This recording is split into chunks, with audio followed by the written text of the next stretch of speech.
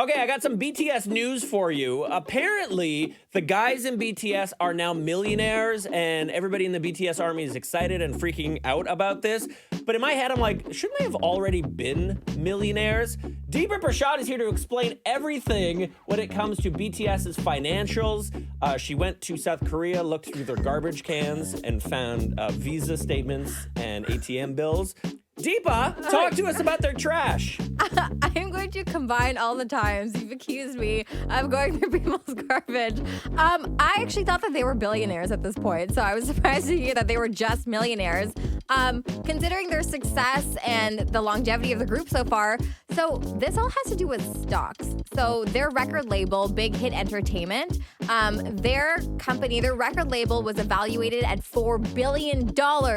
And what was so impressive about all of this was the founder actually gave shares to each of the 7 members. So I have the number here. Each of the BTS members got 68,385 shares, which totals around $8 million in stake. So that's why they're now multimillionaires. But I'm like, weren't they millionaires years ago? Yeah, I find this very odd, the fact that BTS can break all these online streaming records, have the #1 song, tour around the globe, and yet they still are not getting paid what they're worth. Like, yeah, I understand the record label, they deserve what they do because they put them on the map. But my God, BTS is the record label. A lot of the articles were saying that the reason that Big Hit Entertainment is so big is mainly due to BTS. Yeah. So the fact that they've grown over the years is because of the boys' success. Now, I still don't get it. Millionaires, I mean, $8 million is pretty good, but obviously that doesn't include, I guess, what they were paid for their tours and whatever money they made off of their records and stuff. But you gotta, I mean, boy bands, if you're in a boy band, you're probably doing pretty crappy financially, like,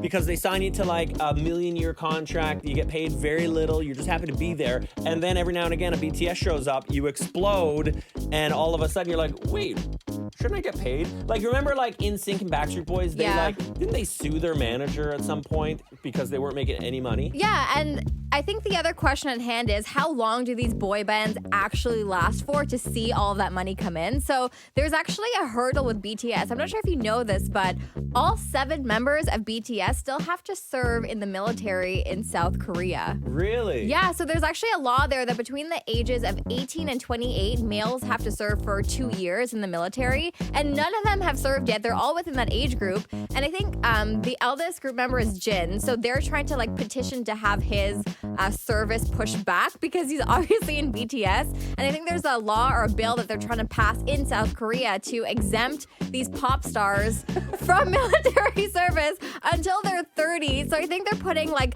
a limit to their success to 30. They're like, once you're 30, goodbye. Once you're old, you can go in the army and go into war. That's fine. We're done with you at that point. 30 seems like so young to me. It is. Trust me, it is young. And I was like, you're petitioning for 30? That's like, you're still in the prime, right? But yeah, so people are now questioning, is that going to now interfere with BTS's success? Because they're all in that age range and they all need to serve in the military for 2 years. So what the heck's going to happen when like half the group is gone? Like, what do they do then? Meanwhile, BTS has been guesting on The Tonight Show all week long. So what have we seen so far? Okay, lots of cool stuff. So they did a performance of Dynamite with Jimmy Fallon, who really didn't do anything.